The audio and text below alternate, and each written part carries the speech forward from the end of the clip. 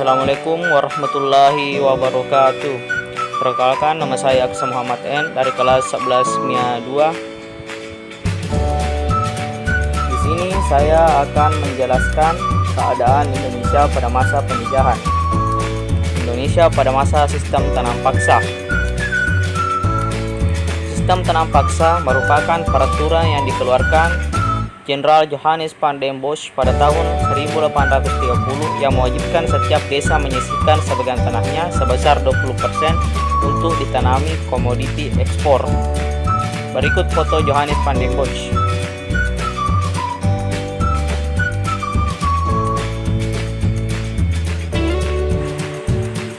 Peraturan tanam paksa. Sistem tanam paksa yang diajukan oleh Van den Bosch pada dasarnya merupakan gabungan dari sistem tanam wajib (POC) dan sistem pajak tanah (Raffles) dengan ketentuan sebagai berikut. Pelaksanaan sistem tanam paksa.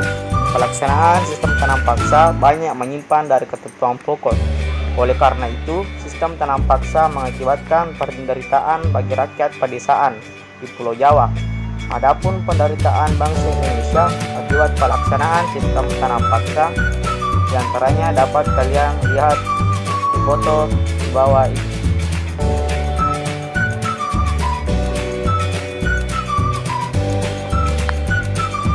Dampak tanam paksa. Dampak tanam paksa.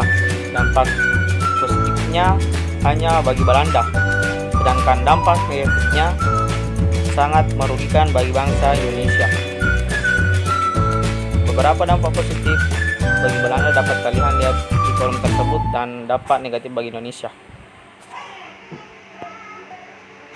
Akibat tanam paksa bagi Belanda, yang pertama, meningkatnya hasil tanaman ekspor dari negeri jajahan dan dijual Belanda di pasaran Eropa.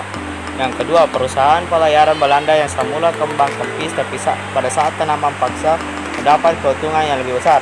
Ketiga, pabrik gula yang semula disediakan oleh kaum swasta Cina kemudian dikembangkan juga oleh Belanda. Yang keempat, Belanda mendapat keuntungan batis lot yang besar. Reaksi terhadap tanam paksa. Yang pertama, rakyat Indonesia.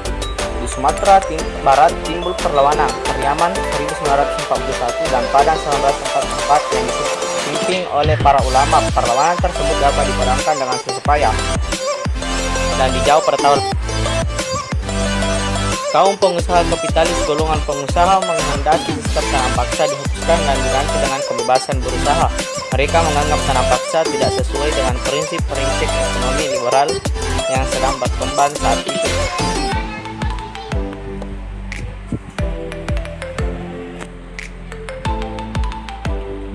Kaum humanis Belanda.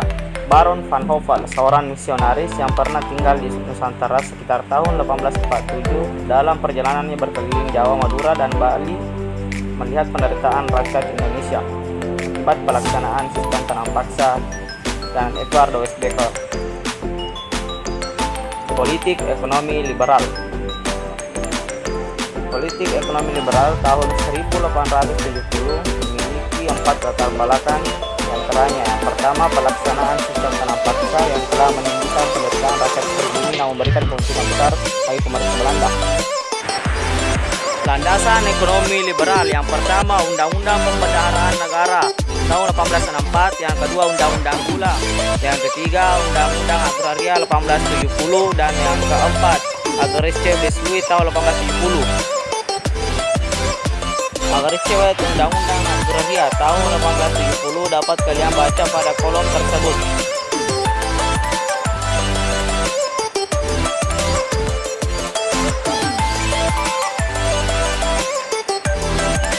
Politik etis. Politik etis atau politik balas budi. Pelaksanaan sistem tanam paksa yang mendatangkan keuntungan berlimpah bagi Belanda namun menimbulkan penderitaan rakyat Indonesia. Eksploitasi terhadap tanah dan penduduk Indonesia dengan sistem ekonomi liberal tidak mengubah nasib rakyat pribumi. Pada periode 1900-an sampai 1925 banyak kemajuan dan perubahan dicapai. Bangunan-bangunan besar didirikan dan semua itu merupakan keharusan dalam kemajuan yang tidak dapat dielakkan. Perubahan-perubahan tersebut sebagai berikut. Kegagalan politik etis. Yang pertama, sejak pelaksanaan sistem liberal, Belanda mendapatkan keuntungan yang besar, sedangkan tingkat kesejahteraan rakyat pribumi tetap rendah. Yang kedua, hanya sebagian kecil kaum pribumi yang memperoleh keuntungan. Petualangan, penjajahan, dan perebutan hegemoni. Tujuan bangsa Eropa datang ke wilayah timur. Yang pertama, goal, memburu kekayaan. Yang kedua, glory, memburu kejayaan, superioritas, dan kekuasaan. Yang ketiga, gospel, menjelaskan tugas suci untuk menyebarkan agama. Petualangan, pelayaran, dan penjelajahan samudera bangsa Eropa menuju ke Nusantara. Yang pertama, Portugis, yang sekarang disebut dengan Portugal. Penjelajahan samudera ini dimulai oleh Vasco da Gama pada Juni 1497 yang dimulai dari pelabuhan Lisbon dan tiba tahun 1596. Kedatangan Portugis ke Nusantara, Bartolomeu Dias dan Vasco da Gama. Alfonso da Albuquerque berhasil menguasai Maluku tahun 1511. Bartolomeu Dias.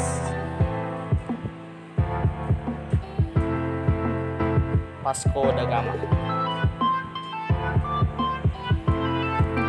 Alfonso da Albuquerque. Yang kedua, Spanyol.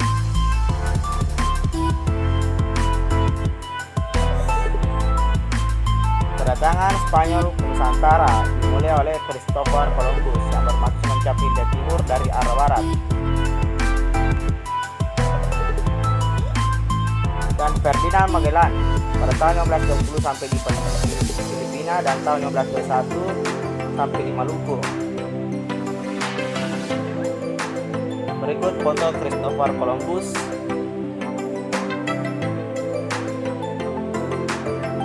Ferdinand Magellan.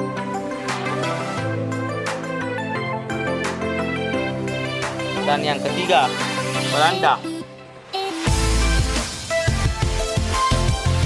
Pelayaran ini dimulai oleh pelaut Belanda yang bernama Cornelis Neusman dan Peter de Keyser pada tahun 1595 dan mencapai Nusantara 1509. Lalu armada kedua datang pada tahun 1588 yang dipimpin oleh Jacob Clipper lalu mendarat di Maluku tahun 1599. Kedatangan Belanda ke Indonesia.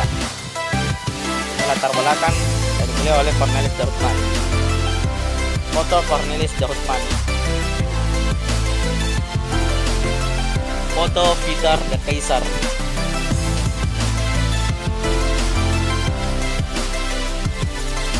Foto Jacob van Heemskerck.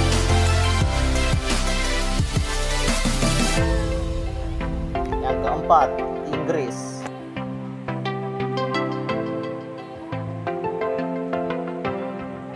Orang Inggris berusaha mencari sendiri negeri penghasil rempah-rempah. Pada tahun 1579, armada yang dipimpin Francis Drake dan Thomas Cavendish mendarat di Indonesia.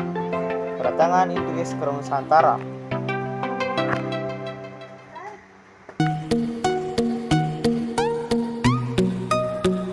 Si terdesak oleh Belanda akhirnya menyingkir.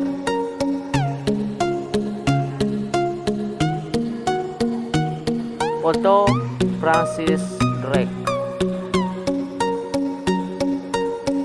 Foto Thomas Cavendish. Kekuasaan kongsi dagang VOC. Kelahiran VOC. Pada tahun 20 Maret 1602 terbentuklah VOC yang dipimpin Gubernur Jenderal Peter Botha.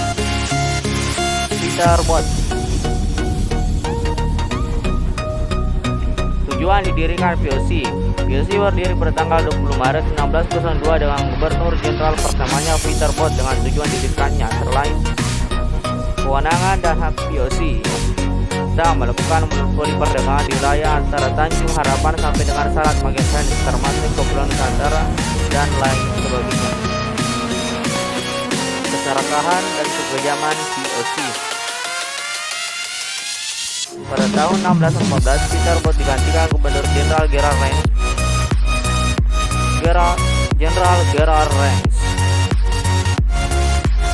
Baru berjalan 1 tahun ia digantikan Gubernur Jenderal Lawrence Keall. Pada tahun 1619 Gubernur Jenderal USC berganti menjadi James Peter Rand. Ia dikenal berani, kejam, dan ambisius.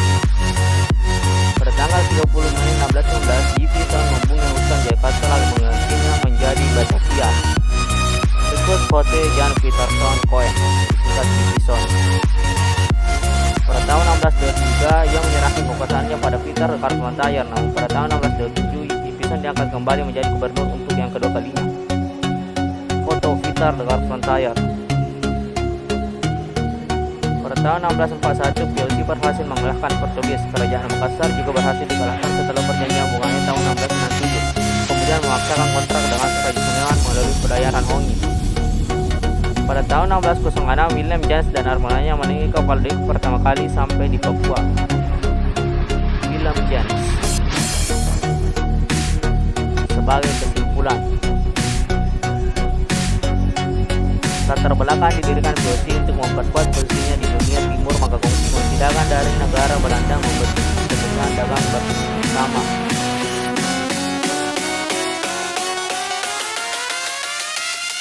POC terbentuk tanggal 20 Maret 1602 di Amsterdam. Tujuan dibentuk yang pertama menghindari persaingan yang tidak sehat antara sesama kongsi dagang Belanda yang telah ada.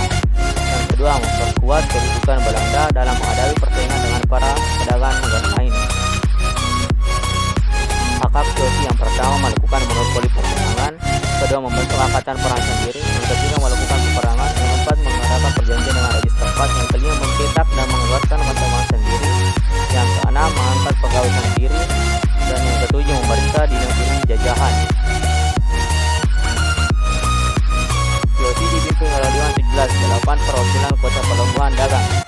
Markas terbesar terletak di Amsterdam. Karena terletak di Amsterdam, maka Dewan 17 tidak bisa terjun langsung ke daerah jajahan sehingga terbentuklah Gubernur Jenderal. Gubernur Jenderal adalah jabatan tertinggi. Dewan ini adalah orang yang bertugas memberi nasihat, mengawasi kepemimpinan Gubernur Jenderal. Gubernur Jenderal pertama Peter Bot tahun 1610 sampai 1614. Pada tahun 1611, Peter Bot berhasil mengadakan perjanjian dengan pengusaha Jayakarta guna membeli sebidang tanah seluas 50 kali 50 padam. Satu padam sedangkan 180 cm yang berlokasi di sebelah timur Muara Ciliwung. Pada tahun 1614 sampai 1615 Peter Bot diganti oleh Gerapen. Pada tahun 1619 sampai 1619 diganti Lawrence Real. Pada masa jabatan ini berhasil membangun gedung modernis seperti Ciliwung. Pada tahun 1618 Sultan Banten dibantu Tentara Inggris Laksamana Soekarno hasil mengurus POC dari Jayakarta. Dan pada tahun 1619 Banten mengusir Inggris dari Jayakarta.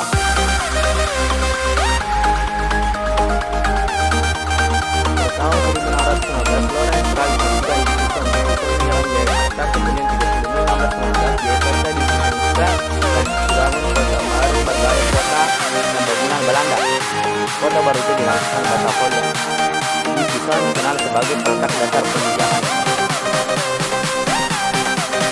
Cara POC meningkatkan eksploitasi kekayaan alam. Pertama, merebut dalam produksi pertanian. Kedua, tidak ikut aktif secara langsung dalam kegiatan produksi berhasil pertanian. POC menduduki tempat-tempat strategis, melakukan campur tangan terhadap kerajaan-kerajaan di Nusantara dan lain sebagainya. POC semakin merajalela karena terletak pada persimpangan dan menjadi pertumbuhan jalur perdagangan asal. POC juga melakukan politik hibrid atau politik adu domba. Mengendalikan pelaksanaan monopoli di kawasan ini dilaksanakan pelayaran Hongi. Pelayaran yang dilaksanakan oleh POC dengan menggunakan senjata lengkap untuk menguasai jalannya monopoli perdagangan. Pada tanggal 27 Maret 1949, Parlemen Belanda mengeluarkan undang-undang yang menetapkan Raja Willem IV sebagai penguasa tertinggi POC. Pada tahun 1673, POC tidak mampu membayar dividen. Kas merosot tajam karena serangkaian perang yang telah dilakukan POC. Uang yang mengikut, dan pada tanggal 21 Desember 1799, POC dinyatakan bubar. Sekian dari saya, lebih dan kurangnya mohon dimaafkan. Assalamualaikum warahmatullahi wabarakatuh.